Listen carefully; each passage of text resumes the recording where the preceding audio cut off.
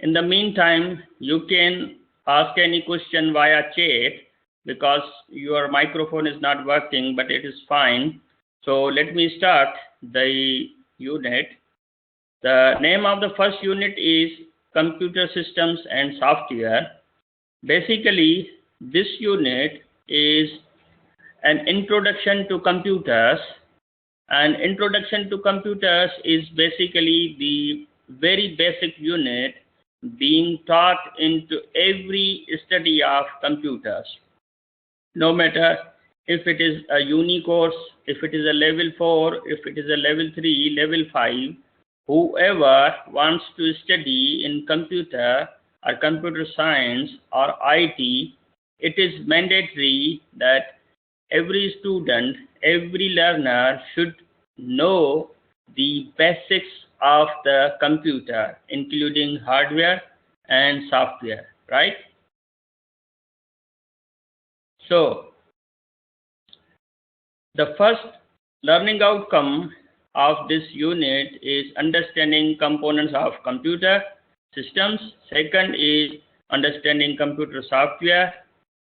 So, basically, let me try to explain to you that how the unit is being taught and how you need to understand and be ready for your assignments. Let's say the learning outcome 1 is understanding the components of computer system. Its indicative content are to be taught the computer components, networking infrastructures, component functionality, peripheral devices. So into each sub-component, certain topics have been given like these: system connectivity, network types, and these things. So by the end of this learning outcome, you should be able to answer these questions. Like, this is a kind of assessment criteria. The assessment criteria will help you to answer these questions, and if you can answer these questions, like describe components of different computer systems, after attending this lecture, looking at the learning outcome 1 and its indicative contents, you should be able to answer this 1.1, 1.2, 1.3, 1.4. Normally, each assessment criteria, like the index 1.1, is related with the first bullet point, the second is related with the second point, and third one and fourth one is relevant accordingly. So we will be mostly the contents of the lecture will be based on these indicative contents, right? Is that okay? And may I know, have you ever studied any computing course? Okay. So, and how about your education in the current education? How many years of study at college, uni you have done?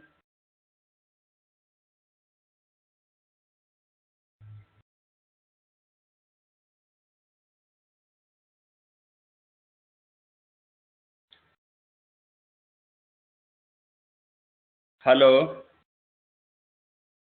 Have you studied any basic computing? I graduated from high school and now I'm studying in a pre-university course. Okay. So you have completed your high school and you are trying a pre-university course. Okay, that's fine. And have you been taught any computer course in your high school? Okay. So no any computing course being taught at all. That's fine, no problem. So as I told you earlier that the computer systems and softwares as a general course. The unit is basically the computer system and software. After studying this unit, you will understand each and everything about the computer and computer field and softwares, right? So let me start the formal presentation.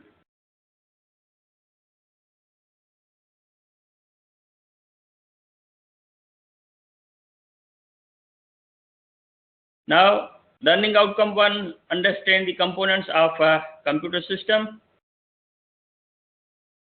What is a computer? In simple words, we can say that any device that can compute or calculate is known as computer. A computer is a device that accepts data in one form and process it to produce a data in other form. A computer is capable of processing data and information. So data and information is processed by the computer. Any information fed into it can be arranged and presented in more easily understandable and useful form. So, in very simple definition, a computer is a device which manipulates the data, which takes the input in the form of data and process it and gives the information. But one important point that you cannot say that computer understands the data, because computer is a machine. A computer machine cannot understand but can process according to predefined conditions. Okay, fine.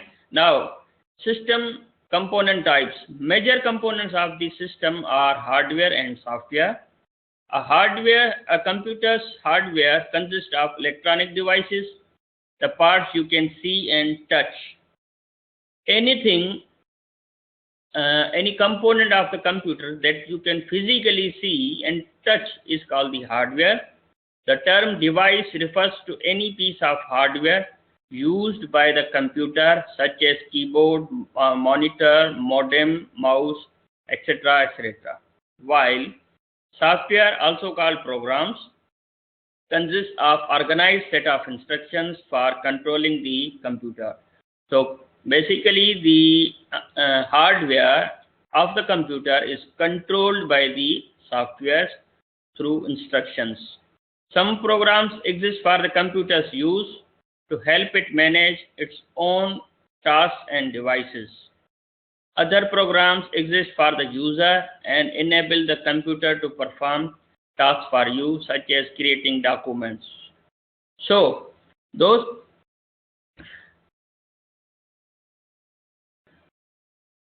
okay, modem. That's fine. You can wait for the modem is a device. It's a networking device. It is basically the short form of modulation and demodulation.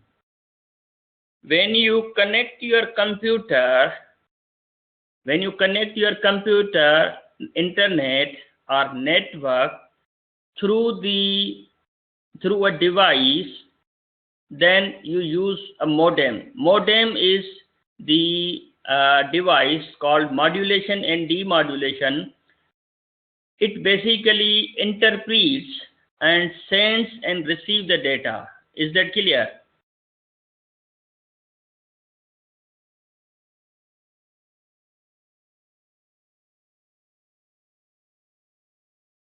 A modem, yes, you can see it. 1 second.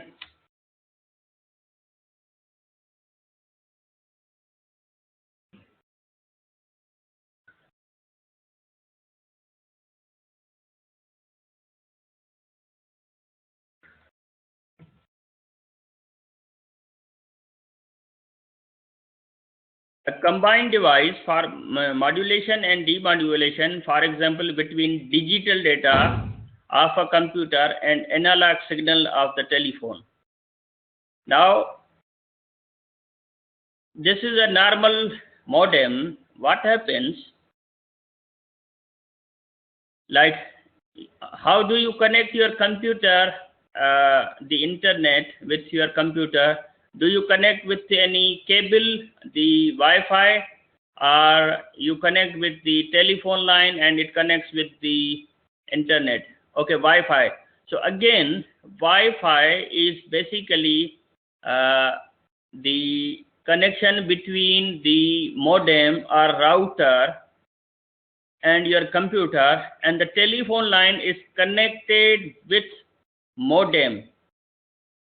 Modem is basically the old name in the networking that's used, but nowadays we are using a router. A router is kind of the advanced and intelligent equipment.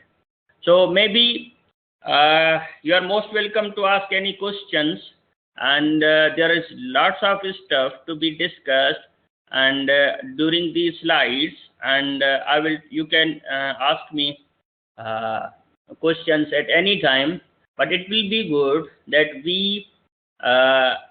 I may first complete the lecture slides and you note down the questions at the end of the sessions. Is that okay?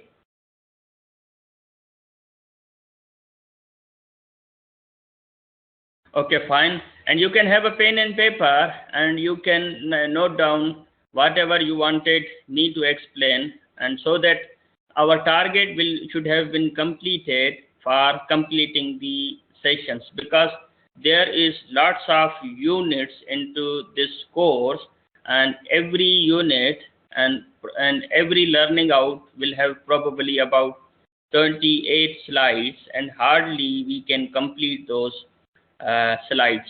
Yeah. Okay, fine.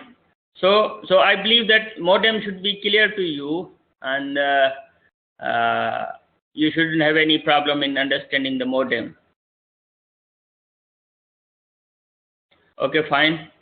So software, there are two types of the software.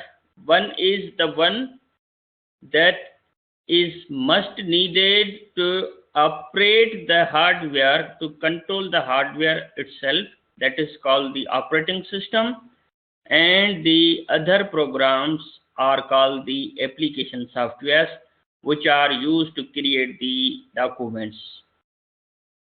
So normally when you talk about CPU, central processing unit, basically that's not the casing of the computer, not the casing of, like, the hardware, the desktop that you see. Normally they call, oh, this is a CPU, but no, that is the casing, while a microprocessor of the computer is called the CPU.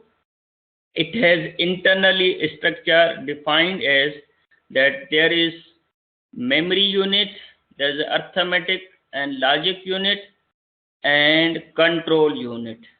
With this CPU, the processor is located, installed on the motherboard of the computer, and via motherboard, the circuit, the input devices and output devices are connected. But literally, theoretically, any device which is connected with the computer is basically connected with the processor, and the processor is basically the combination of memory unit, arithmetic and logic unit, and control unit. Control unit controls transfer of data between CPU and memory, and CPU and input-output devices. Arithmetic and logic unit performs arithmetic computations and logical or comparison on data. When you use the numbers in between, like 1, 2, 3, 4, 0, 0, 1, 2, 3, 4, whatever the numbers that are performed through the arithmetic computations, and the logical operations like less than, greater than, equal, not equal are the logical operations. Memory holds the instructions, data, intermediate and final results of processing. System or motherboard connects all the components of the computer system and allows peripheral devices. Peripheral devices are those which are connected with the computer for input, output, or maybe secondary storage purposes, even for the communications purposes to communicate with other system units. Large fillet board covered with sockets for chips and other controls. So if you look at inside the computer, you look at the electronic board on which the processor is located. Have you ever seen a microprocessor, the picture of the microprocessor?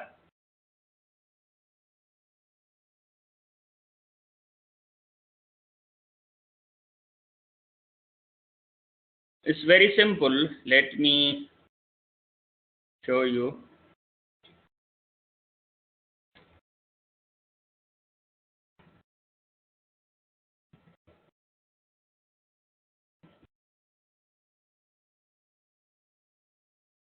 This is the microprocessor.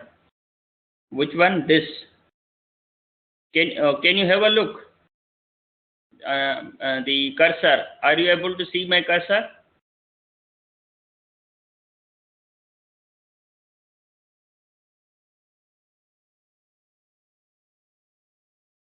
Are you able to see my cursor? Yes. So this is basically the microprocessor. It is located on the motherboard, and this one is the memory called RAM. So according to the definition, the this diagram, control unit, memory unit, arithmetic logic unit is basically inside this microprocessor, like this tiny chip.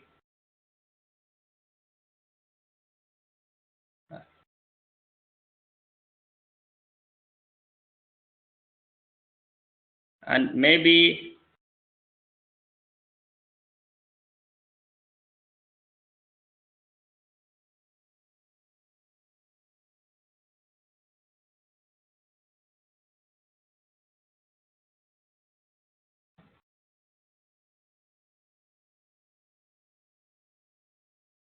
like this is the microprocessor, and you can have a look. So maybe if you have any confusion at any time, then Google and the YouTube is very good at providing the everything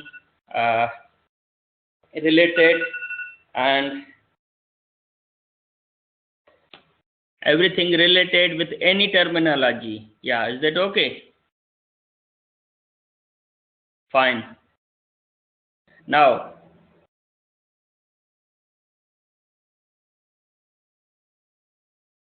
memory types, system component types, and then my hardware, the memory. There are two types of the memory. One is the main memory or primary memory, then second one is the secondary memory or backing storage devices. Main memory. The main memory is basically the memory which is used temporarily. Whatever the computer, whenever you type from the keyboard, whenever you click the mouse, those commands, those typing first goes into the main memory, and then after main memory, either those are discarded or those can be saved on the hard drive. So two types of the memory: random access memory. It is a volatile, holds data and instructions temporarily as long as the computer is switched on. Amount of the RAM in a computer determines which programs will run and how efficiently. For example, Excel 2000 needs 20 MB, extra is needed for data and other applications.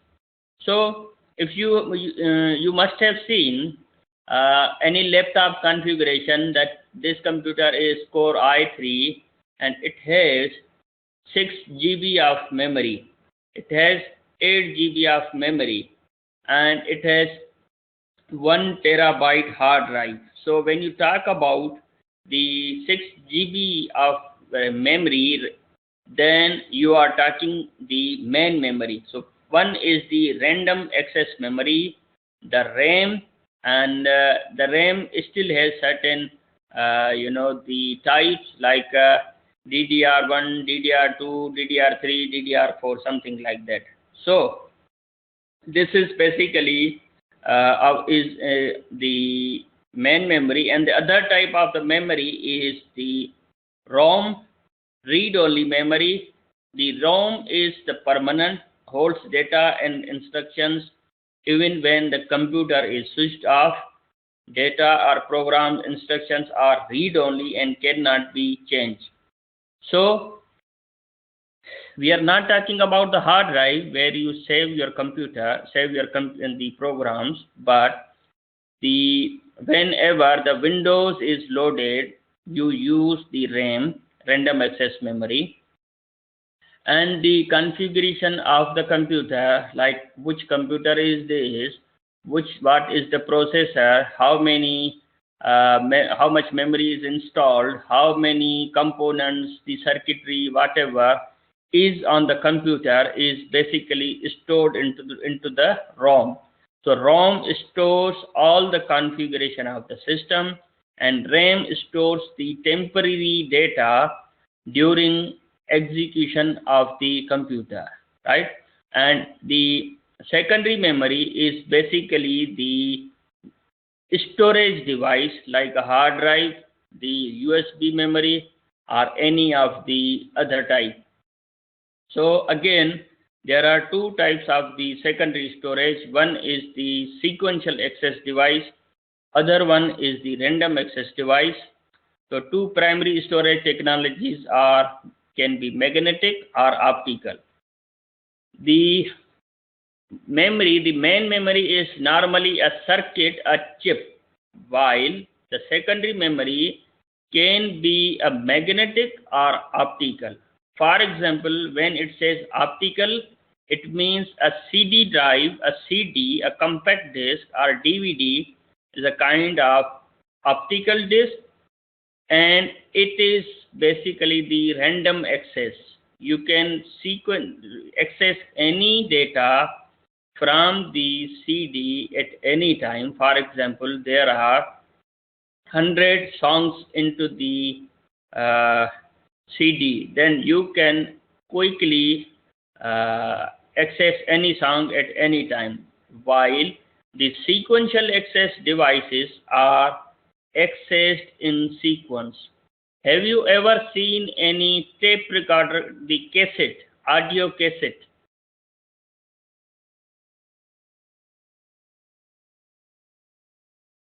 Have you ever seen any audio cassette?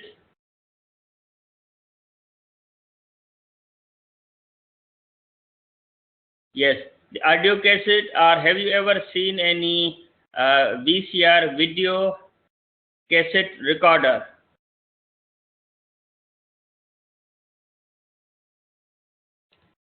Let me show you.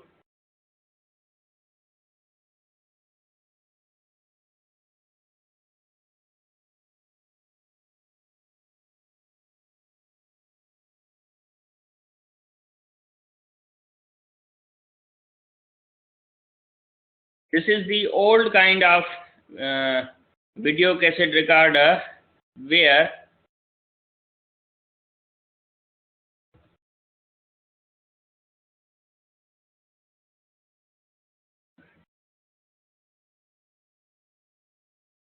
yes. So if you have a look on the video cassette, then you cannot access this randomly. If you have started this, then the last bit can only be accessed sequentially. but not randomly. So that's about the type of the memory. Either it can be random or it can be sequential.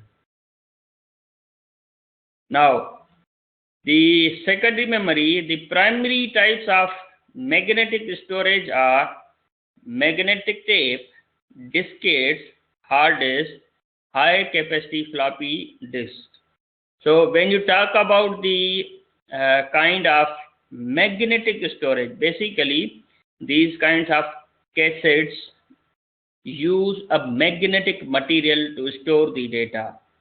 Like even the hard drive has the inside discs are magnetic material inside which stores the data, while the optical type of storage are compact disc, DVD disc, DVD-ROM, CDR, RW. So simply the type of secondary storages can be random or sequential, and those can be made of magnetic material or optical material. Now, very interesting topic, memory measuring units. When you talk about bit, a bit is the smallest non-addressable unit of storage which a computer recognizes.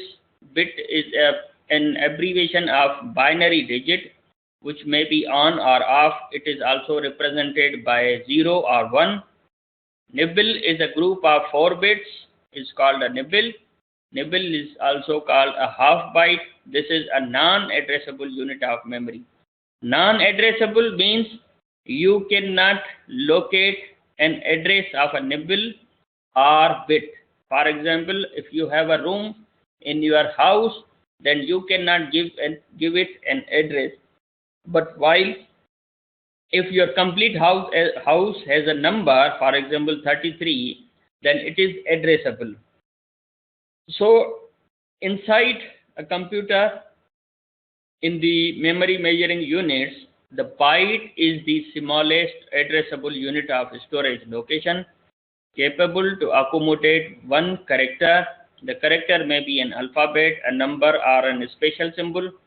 Usually a byte consists of 8 bits. Word is a 2 consecutive bytes.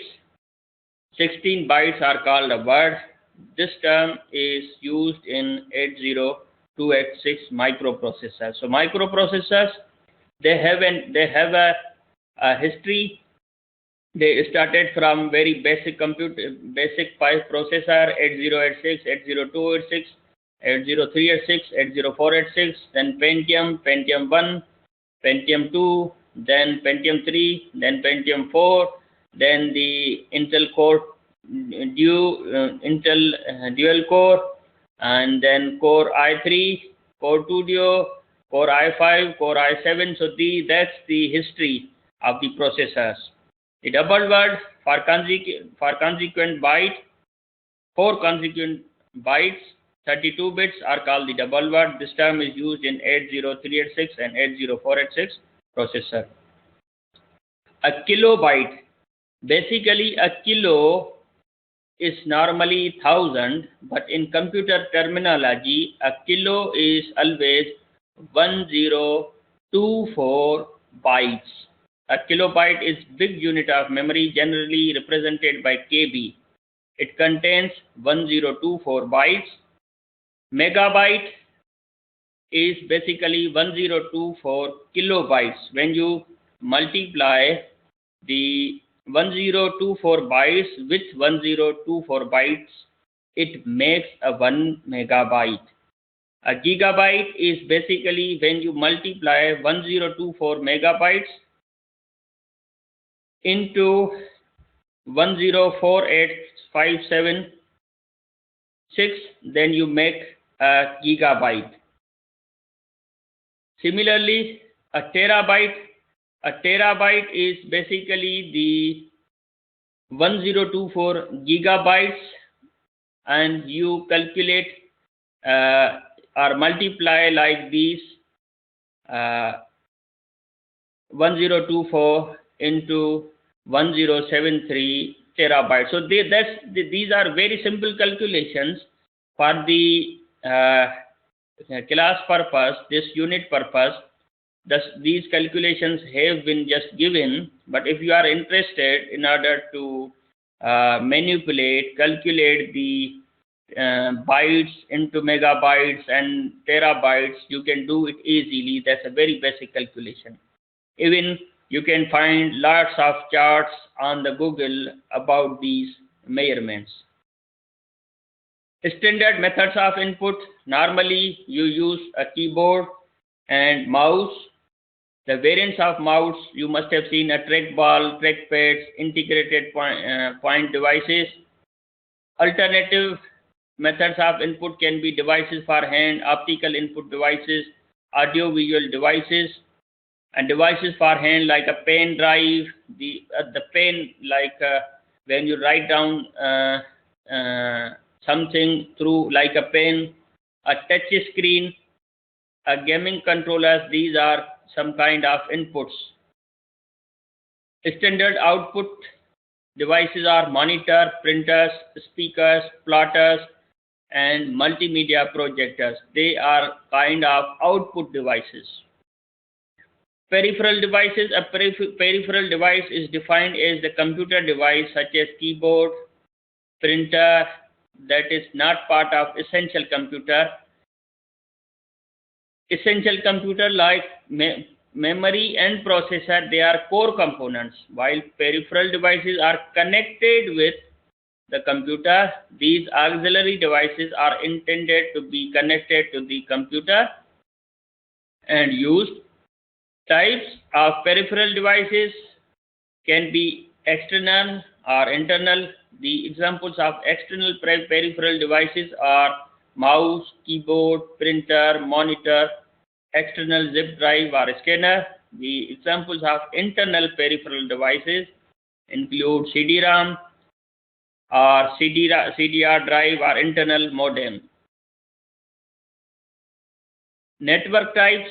The common type of networks are LAN, local area network, wide area network, wireless local area network, metropolitan area network, storage area network, campus area network, personal area network. Normally, the LAN and WAN are the two primary and best known categories of networks, while the others have emerged with technology advances.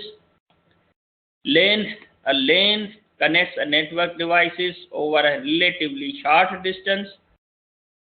A networked office building, school, or home usually contains a single LAN, though sometimes one building will contain a few small LANs, perhaps one per room, and occasionally a LAN will span a group of nearby buildings. In addition to operating in a limited space, LANs are also typically owned, controlled, and managed by a single person or organization.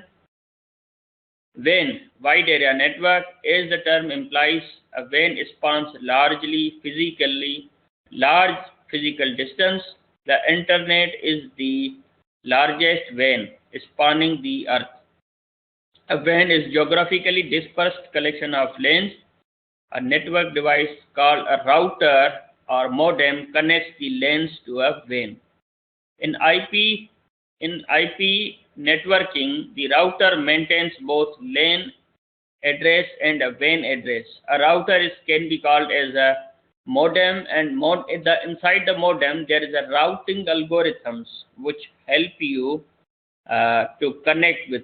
Basically, a networking component is a router, while a modem is termed as modulation and demodulation. The reason is the type of the signals. The computer is a digital device and telephone is basically the analog device. When you convert the digital signals into analog, or analog transmission into digital signals, you need a modem. That's why a kind of modem device is used. So the nature of the router is basically the modem. A WAN differs from LAN in several important ways. Most WANs like Internet are not owned by any organization but rather exist under collective and distributed ownership and management. In simple words, nobody owns the Internet. Other types of the networks is the wireless area network, a LAN based on Wi-Fi wireless network technology, and metropolitan area network, a network spanning a physical area larger than a LAN but smaller than a WAN, such as a city. A WAN is typically owned and operated by a single entity, such as a government body or large corporation. So, campus area network, these are type of the more further networks. Hardware infrastructure of the network infrastructure is the hardware and software resources of an entire network that enable network connectivity, communication, operations, and management of an enterprise network. It provides the communication path and service between users, processors, application services, external networks, and the internet.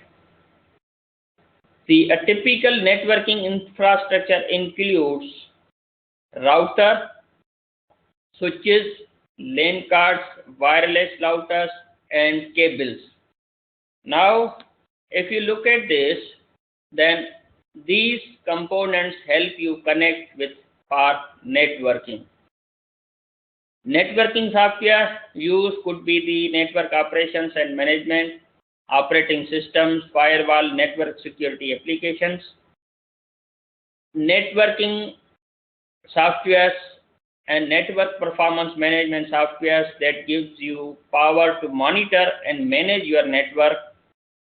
They can be performance monitoring, bandwidth analysis, IP address management, and troubleshooting tools. So these softwares can be used to monitor the network. Now, limitations of computer systems. Although a computer is far better in performance than human being, but it fails in certain ways as follows. Computers cannot think. Computers cannot decide. Computers cannot express their ideas. Computers cannot implement on their own. Expandable systems, ability of a computer system to accommodate additions to its capacity or capabilities. Basically, these learning outcomes have been designed, the lecture has been designed according to these indicative contents which are given by the course provider. So these terms have been explained into a sequence accordingly. Now, the expandable systems is basically the ability of a computer system to accommodate additions to its capacity or capability. From hardware point of view, expandability may include additional or larger hard disk, more memory, faster video board.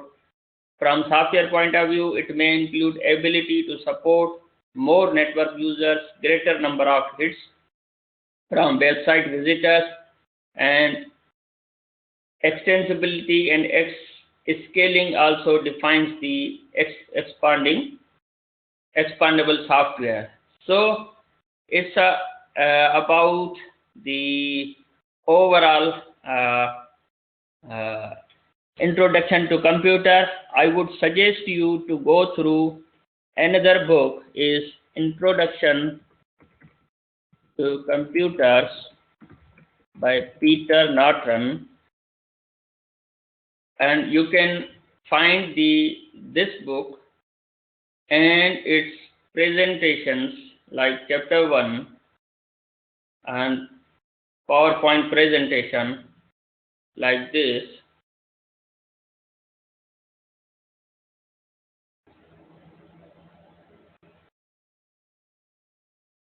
then you can have a look on this.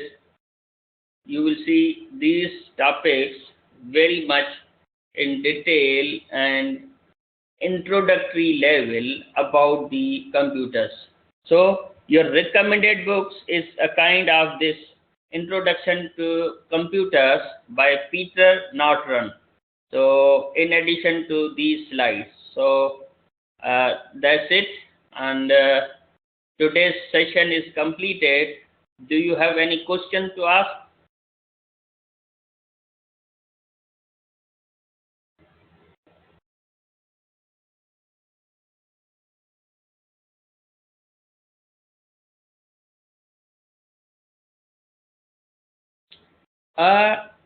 Maybe not, and you can just type the simple word Introduction to Computers by Peter Norton, and on the Google you will get a first link of that book.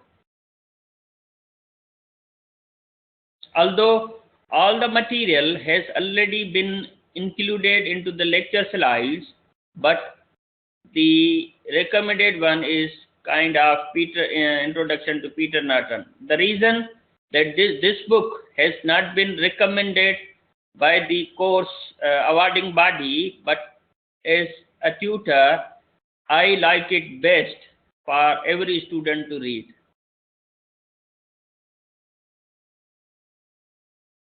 Yeah. Do you have any other question?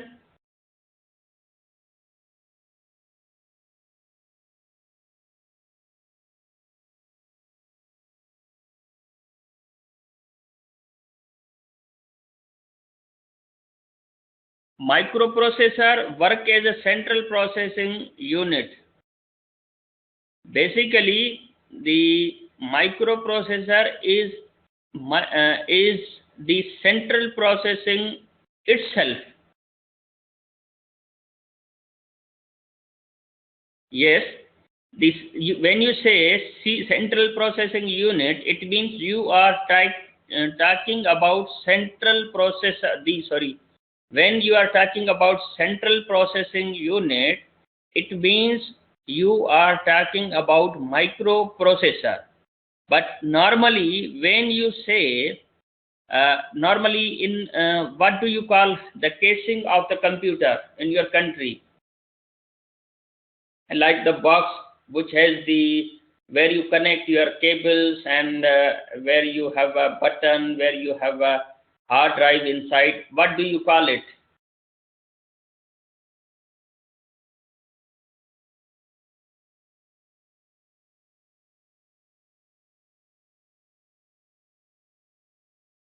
Right. One second.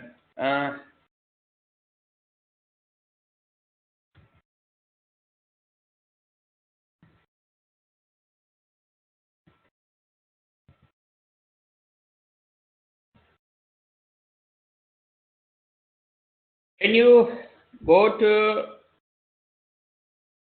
computer shop, you can have a look on this box, like this box. What do you call it in your country or in your knowledge, for example?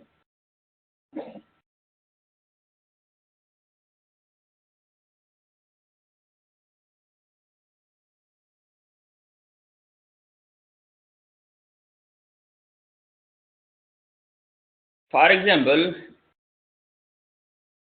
I don't know how to. Okay, if you don't know how to call this, then this is normally being called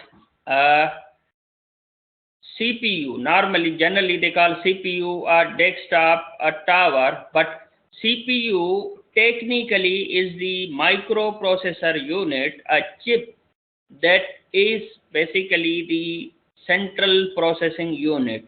Normally, the non-IT people are in the market terminology. This is called a CPU, but the box or this casing which contains the hard drives, the CD-ROM, the motherboard is not basically the CPU, but inside the central processing unit, the microprocessor is called the central processing unit. Is that clear?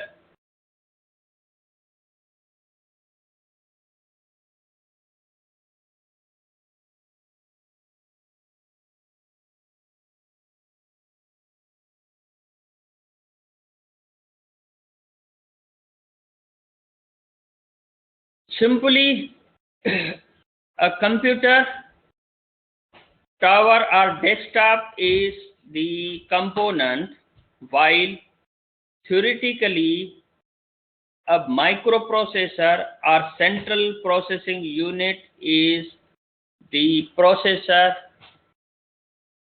on motherboard. When you talk about the central processing unit, it means you are talking about this chip. That's it. It is called the microprocessor, or it is called the central processing unit, CPU. That's it. However, this this circuit, which is inside a box, is basically, you can say, a casing of the computer, and normally people say it as CPU, but it's not the CPU. That's what I wanted to tell you, that majority of people will say that, okay, give me the CPU, we need a good CPU, and they talk about that box as a CPU, but that's not the CPU. When in the actual terminology, the CPU is the processor or microprocessor. Is that clear? Yeah. So never understand that the CPU is the box. No, CPU is basically the processor or microprocessor. Okay. Any other question?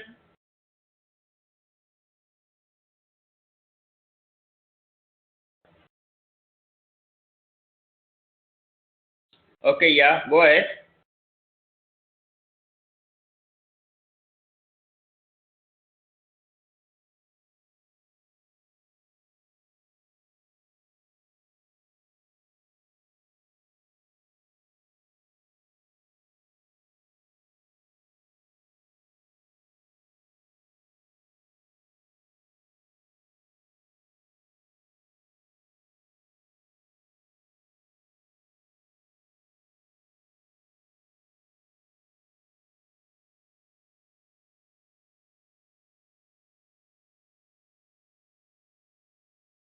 Yes. Addressable is basically, for example, if you,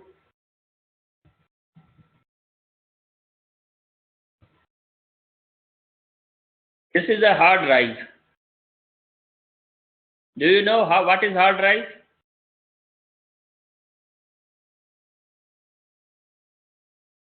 Whatever the data you save on your computer, your files, is stored into the hard drive. I explained earlier, those have already been explained into this lecture. The hard drives are used to store the data permanently.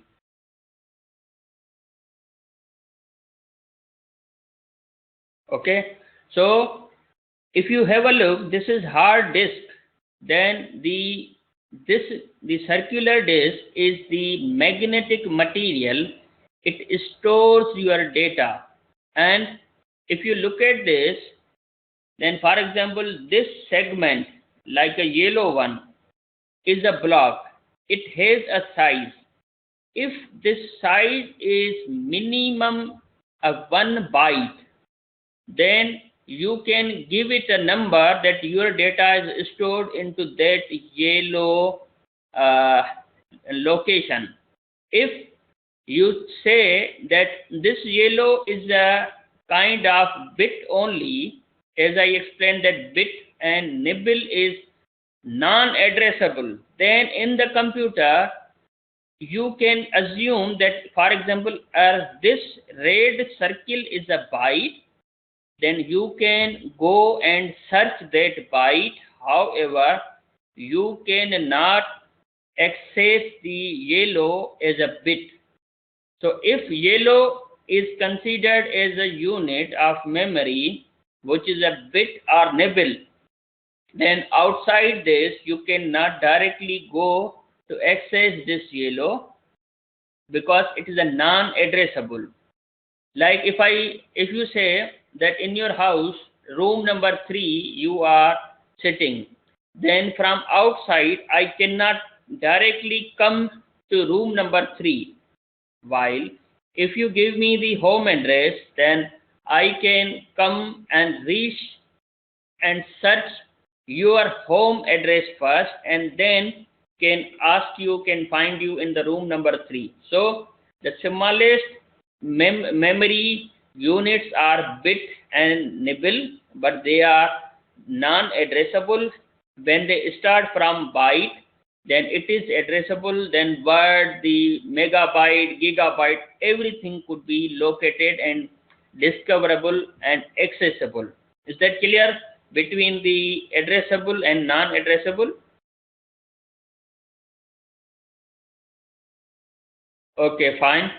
So almost time is over now, and if you have still any questions, then you can ask in the next session. You can note down, or maybe you can send me email. I will try to reply by the email. Yeah. Is there any issue or concern, and any suggestions that how we may be able to improve the lecturing? Okay, that's fine. So I end up this session, and normally we upload this discussion as well, but since during your discussion, uh, like there are many questions and more detailed version, the on the Moodle, a precise and continuous lecture is already uploaded.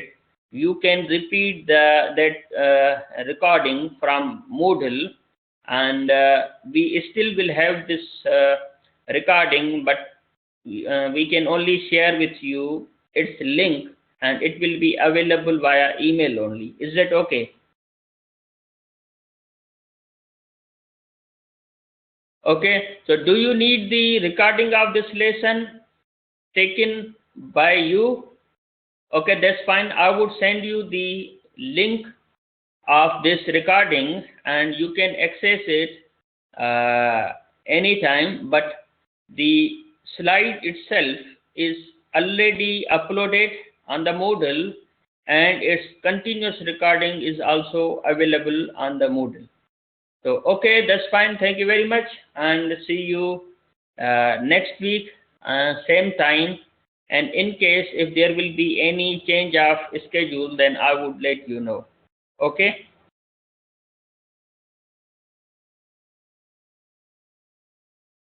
Okay, that's fine. Thank you very much. Same to you.